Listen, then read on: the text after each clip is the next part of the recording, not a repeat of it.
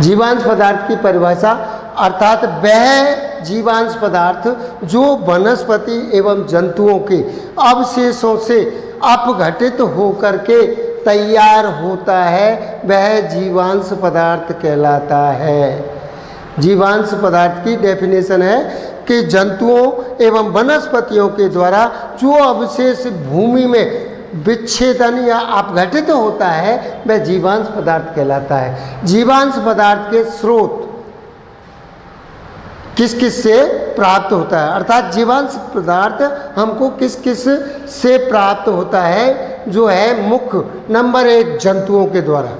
जंतुओं में पशु, पक्षी, मृत जीवी और केंचुआ एवं चींटी और रेंगने वाले जितने भी पशु जीव हैं वो जो है ये सड़ गल करके खत्म हो करके और मिट्टी में मिल जाते हैं। ये जंतुओं के द्वारा जो है अपघटित होता है, वह जीवांश पदार्थ प्राप्त होता है। भी है हरी खाद या ग्रीन मैन्योर, अर्थात ऐसी फसल बुवाई करके जिसमें सेलुलोज की मात्रा अधिक होती है, अर्थात जिसमें पत्तियां सघन रूप से प्राप्त होती हैं, जैसे सनई, ढेंचा, ग्वार। इन तीनों फसलों को हम खड़ी करके या बुवाई करके इनको जब 35 से 45 दिन की हो जाती हैं या फूल की स्टेज पर आती है तो डिक्स पिलो के द्वारा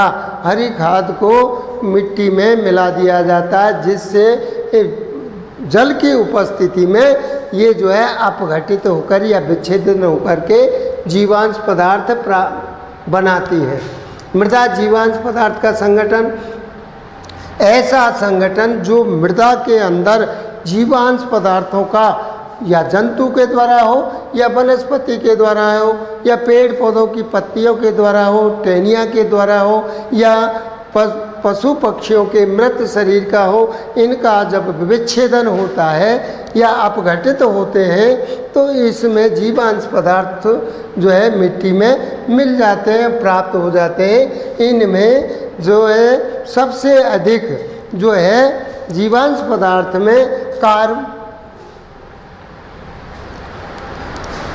कार्बन जो होता है वो 90% पाया जाता है।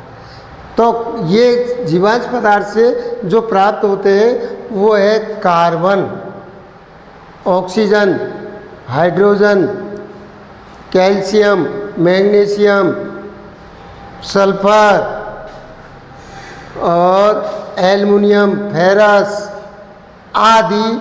ये जो है कार्बनिक पदार्थों में, अकार्बनिक पदार्थों में प्राप्त होते हैं। इनमें कार्बोहाइड्रेट 2 प्रकार का, मुख्यतः 3 प्रकार का होता है। जो स्टार्च, जो ऐसे कंद वाली फसलें जो स्टार्च को ग्रहण करती हैं या स्टोरेज करती हैं, वो 1 से 5% है। सेलुलोज ऐसी फसलें जो बहुत ही कोमल और हरी होती है, जिसमें 10 से 28% सेलुलोज पाया जाता है। हेमी सेलुलोज जिसमें 20 से 50% होता है, जिसमें ये इसके अपघटित होने पर, विच्छेदन होने पर ये एक कठोर सेलुलोज में बदल जाते हैं। वसा या बसीय यौगिक ऐसे तत्व जो 1 से 8% पाए जाते हैं। लिग्निन है वो 10 से 30% पाए जाते हैं। प्रोटीन है जिसमें 1 से 1.5% जो है प्रोटीन पाई जाती है।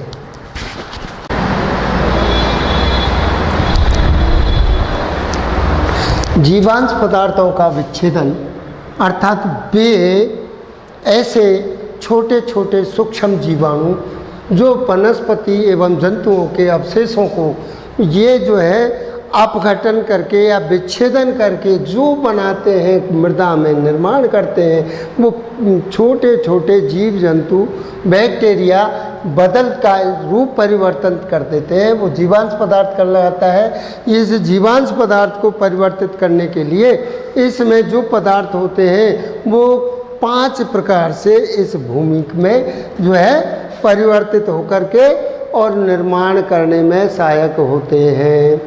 तो इनसे कई अम्ल बनते हैं और इन अम्लों से जो है इनके लिए ये जो है कार्य किया जाता है और इनका विघटन होता है।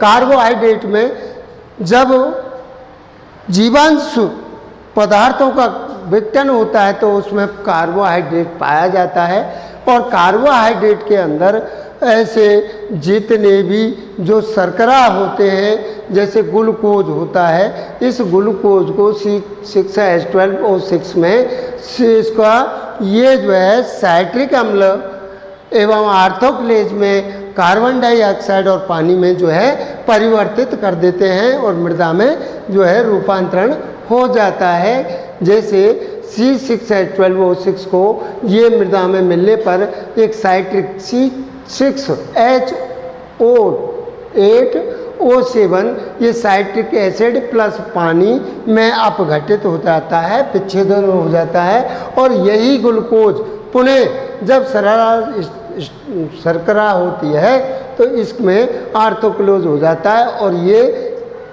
3COOH आर्थोक्लेज अम्ल में होकर के पानी में जो है परिवर्तित हो जाता है। इसी प्रकार से तीसरा जो C6H12O6 है वो कार्बन डाइऑक्साइड और जल में विलय होकर के परिवर्तित या विच्छेदित होकर के कार्बन डाइऑक्साइड और पानी बना देती है। परंतु कुछ ऐसे ग्लूकोज को अवायवीय बैक्टीरिया होते हैं जो अवायवीय बैक्टीरिया होते हैं जो ग्लूकोज को जो है साइट्रिक कार्बनिक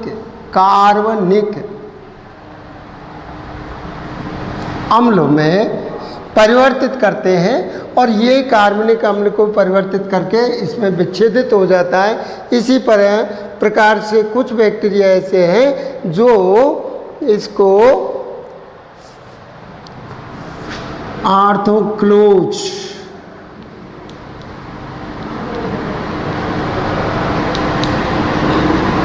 में परिवर्तित करके कार्बन डाइऑक्साइड और जो है पानी में परिवर्तित हो जाता है। इसी प्रकार से जब पौधे के वनस्पति की भूमि में जीवांश पदार्थों में जब स्टार्च की जो मात्रा होती है, इस स्टार्च को वायुमंडल की अवायवीय में इनमें जो है कार्बन डाइऑक्साइड और जल में परिवर्तित होकर के और इसका जो है निर्माणित करके और भूमि के अंदर परिवर्तित हो जाती है, जिसमें नमी का जो है आर्द्र और नमी की भूमि में बनी रहती है।